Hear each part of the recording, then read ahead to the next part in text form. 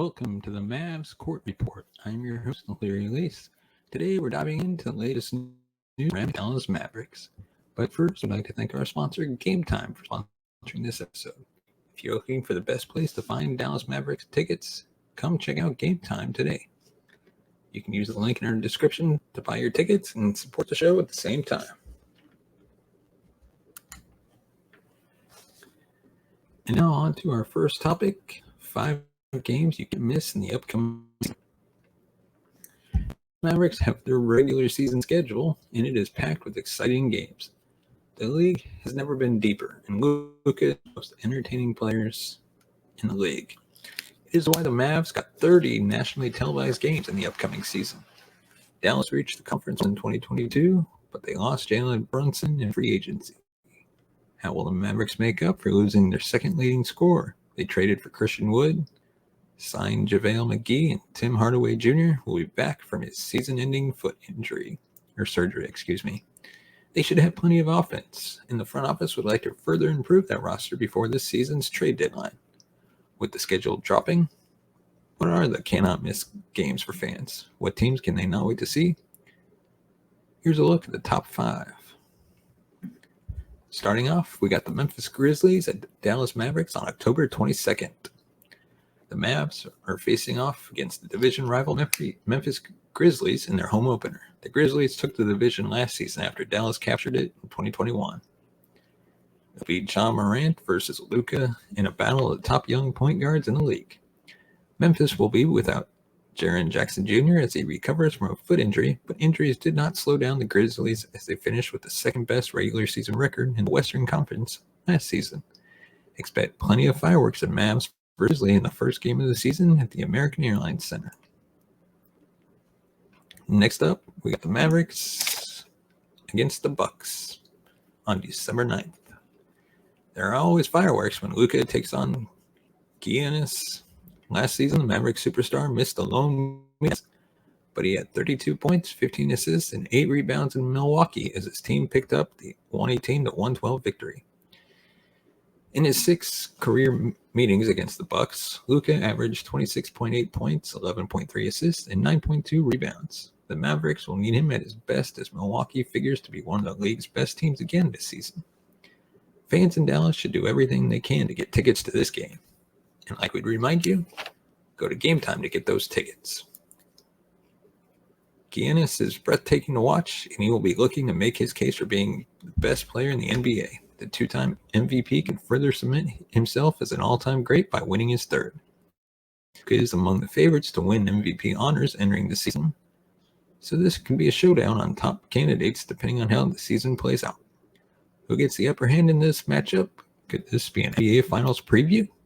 Count out Luka at your own risk, and the Bucks enter the year as co-favorites in the Eastern Conference with the Boston Celtics. There will be plenty to watch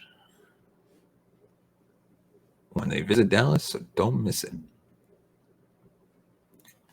And next up, Golden State Warriors at the Dallas Mavericks. I might actually have to go to this game. The Mavericks knocked out the Utah Jazz in the first round of the playoffs before upsetting the top-seeded Phoenix Suns. It was an incredible run that was stopped by the eventual champion Golden State Warriors. The Dubs dominated Dallas in 5 games before winning their 4th championship in 8 years. The road through the Western Conference will go back through San Francisco this season. Yes, the conference is deeper and more talented than ever, but the Warriors have won it 6 times in the last 8 years. If Steph Curry, Draymond Green, and Klay Thompson are all healthy, Golden State will be a tough out in the postseason regardless of their seed. Oh, and I'd also like to apologize for saying Steph Curry's name wrong in the previous episode.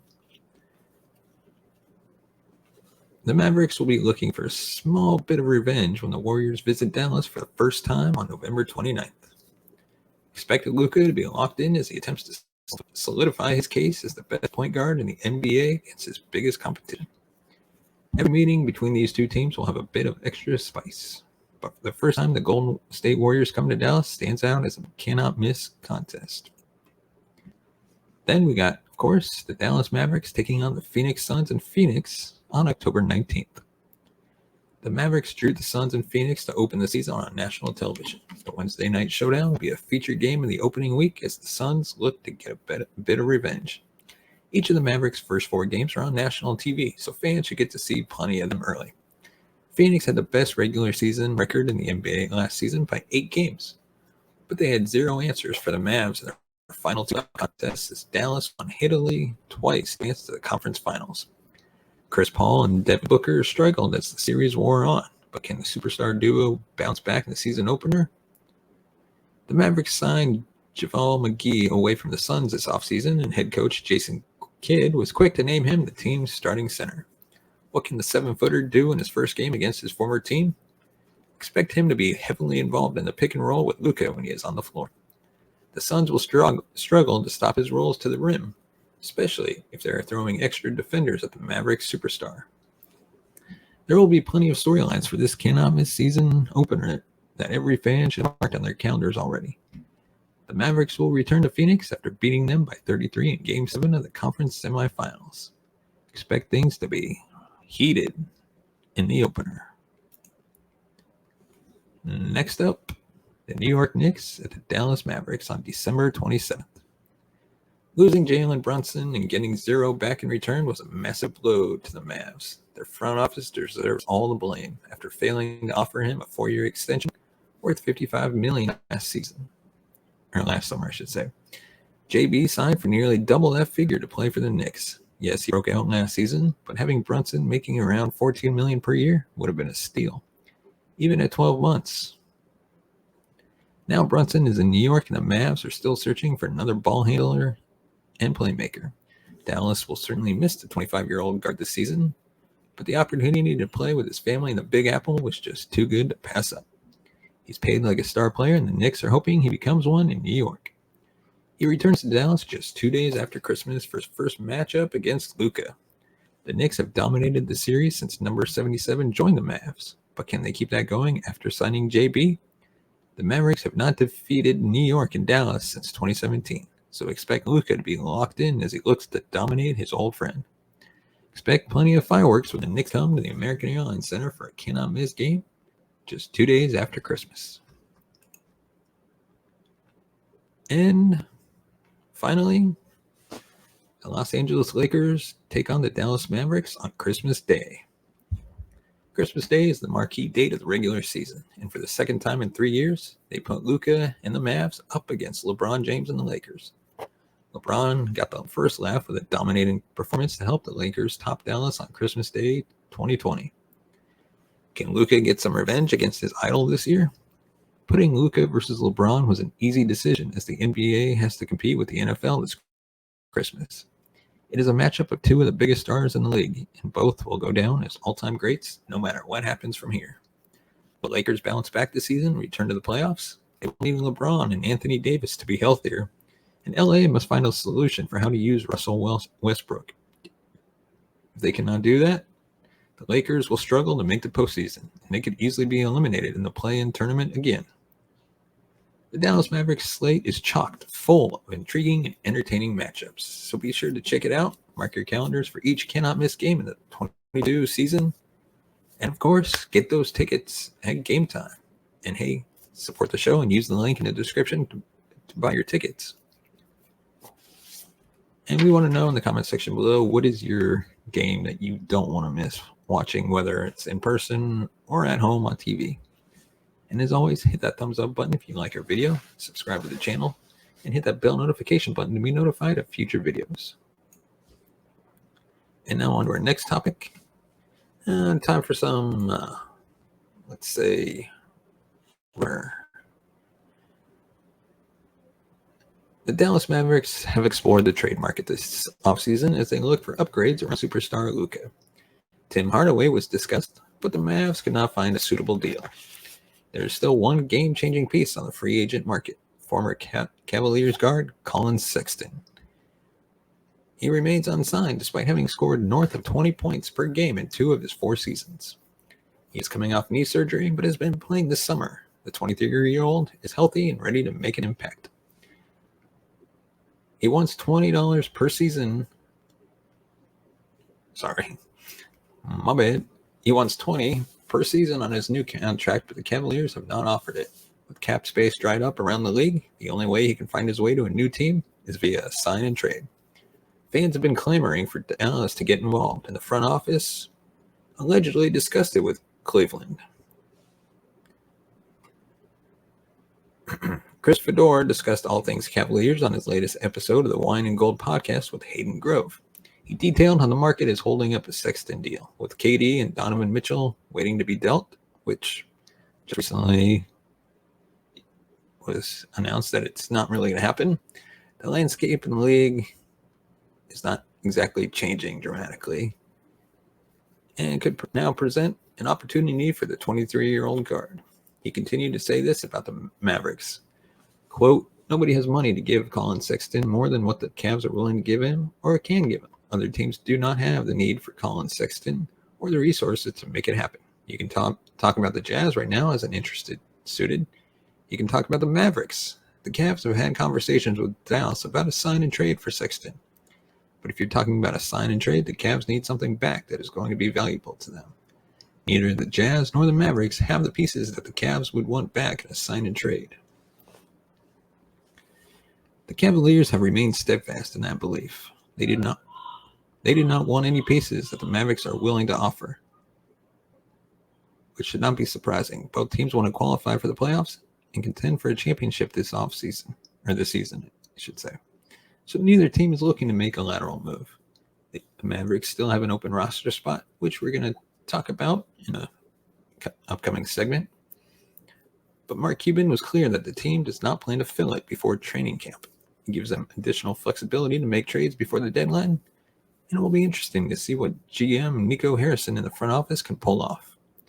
The Mavericks do not have the pieces to acquire Sexton, but expect them to remain active until February's trade deadline.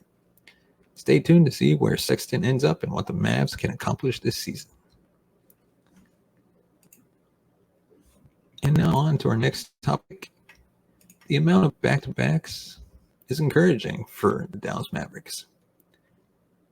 The Dallas Mavericks found their schedule last week on August 6th, or 17th, I should say. They opened the regular season in Phoenix, which we just covered previously, for a playoff rematch against the Suns, and fans get a treat on Christmas Day in Dallas as they take on LeBron and the Lakers. The Mavs play 13 back-to-backs in the upcoming season. Every team was scheduled for 12 to 15 sets, so Dallas was on the low end. The league gave them 30 nationally televised games, and they are expecting plenty of entertainment value from Luka and company. Not all back-to-backs are created equal. So here's a closer look at why the Mavs 13 this season was encouraging. First, 4 of the team's 13 back-to-backs involve zero travel. First one is on October 29th and 30th, but both games are at home, which happens again on November 15th and 16th. Dallas also plays 2 sets later on in the season where they go to Portland and Sacramento and stay for 2 straight games. In those 2, there is no rest disadvantage, so they might as well not even be back-to-backs. The real encouragement is the team that the Mavericks play on the second night of a back-to-back. It begins with Orlando, Washington, and Houston, which are 3 teams that are expected to be in the lottery. Dallas might be able to win those games, even if they rest some players. The Mavs have their 2 toughest back-to-backs next. They are in Toronto and Milwaukee, 2 straight days in November, and they host the Suns before traveling to Denver in early December. Put down 2 scheduled losses for the Mavericks right now on those second night of the back-to-backs. After that, the teams on the second night are Chicago, Cleveland, Oklahoma, New Orleans, Indiana, and Atlanta. The Mavericks get the retooling Jazz on the front end of their back-to-back that finishes against New Orleans. Yes, there are some playoff teams in there, but no juggernauts. The schedule broke favorably for the Dallas Mavericks. They did not get swamped with 15 back-to-backs, and the ones they received were on the mild end. This should be encouraging as the Mavs look to build on the run to the Western Conference Finals. They need to get back into the top 4 and get home court in the first round if they want to make another deep postseason run. Stay tuned to see if they can make it happen. And our next topic, free agents the Mavericks should reconsider for that final roster spot. The Dallas Mavericks upgraded their front court this offseason by trading for Christian Wood and signing JaVale McGee with a majority of their mid-level exception. They lost a rebounding battle in nearly every playoff game, despite reaching the conference finals, so the front office set out to improve in that area. McGee gives them rim protection presence that the Mavericks lacked. The Mavs, losing Jalen Brunson hurt, the 25-year-old was the team's second leading scorer, and his breakout fourth NBA season made it even harder to watch him sign with the Knicks. Dallas got zero in return for their second-best player in a disastrous move by the front office. The Mavs still have one open roster spot on their 15-man regular season squad, but they may not use it. In an interview on the Tickets to Norman D Invasion, Cuban had this to say about filling the team's final roster spot. Quote, unlikely unless somebody gets cut somewhere that really surprises us. We want that flexibility throughout the season. I know how fans feel about it. It's like we got to win the summer. We got to do this, we got to do that. But come the trade deadline, having a roster spot will be beneficial. Come that time when teams are doing buyouts, that roster spot can be very beneficial. The Mavericks could sign someone to a non-guaranteed deal heading into the regular season, so they have the flexibility to add pieces via a trade. Going into the season with 14 guaranteed contracts only makes sense if Dallas is committed to making moves mid-season to improve their roster. The Dallas Mavericks want to contend for the championship, so they should put the best product possible on the floor, which includes adding a 15th player that they can help them win games. These are three current free agents that should make the front office reconsider heading into the regular season with an open roster spot. And starting off, Avery Bradley. The Mavs reached the conference finals last season by going small and spacing the floor. They put two ball handlers on the floor with three shooters and forced the opposition to try to guard them as Luka carved up the defense. Number 77 is arguably the best shot creator in the league, and he proved it during the team's playoff run. The Mavericks need more wing depth if they want to repeat their pro season in 2023. Dorian Finney-Smith and Reggie Bullock rarely left the floor during the playoffs because head coach Jason Kidd did not have the confidence in the other defensive options. Tim Hardaway Jr. will be back after suffering a season-ending foot injury, but Dallas could use another 3-and-D wing off the bench. Thus, enter Avery Bradley, who was a career 36.5% three-point shooter. The 6'3 guard connected on 39% from long range last season with the Lakers, and he was part of LA's 2020 squad that eventually won a championship. He did not play in the bubble, but head coach Jason Kidd knows him well. Bradley's defensive numbers took a step backwards last season, but he was strong in 2020. If Coach Kidd can help that defense return, Bradley would be a fantastic bench option for the Dallas Mavericks. Next up, Carmelo Anthony. Anthony was out of the league during the 2018 to 2019 season, as there were some questions about his ability to accept a smaller role. The 10-time All-Star had to transition from superstar to role player, and he did that with the Trailblazers. He still dropped 13 every night and saw his three-point percent rise up to 38.9% over the last three seasons combined as he attempted more catch-and-shoot tries. The Mavericks should have plenty of scoring this offseason. Yes, they lost Jalen Brunson, who averaged 21 points per game in the playoffs. But Dallas added Christian Wood, and Tim Hardaway will be back from injury. Spencer Dinwiddie is also expected to play a larger role with JB in New York. All three of those players have averaged over 18 points per game for an entire season. Adding Carmelo gives the Mavericks another stretch four who brings a veteran presence. Anthony was just on the NBA's 75th anniversary team, but he has never won a championship. Could joining Luka and Dallas bring the best out of Carmelo? If he is willing to accept a 15 to 20 minute per game role off the bench, the Mavs could use the depth as they search for the best playoff lineups. Dallas needs another playmaker, and Carmelo could help them solve that problem by giving the team another player who can create his own shots. Let us know in the comments section below, is there anybody else you believe we could sign for that final roster spot? Or do you agree with Mark Cuban's statements? And as always, if you want to support the show, you can buy us a coffee at buymeacoffee.com/Mavs Court Report. Your support helps the channel grow, upgrade our equipment, bring in new hosts, and be able to pay them and create even better content and take this show on the road. As always, you can find us on Facebook and Twitter at Mavs Court Report. As always, thank you so much for watching and listening. We will see you next time.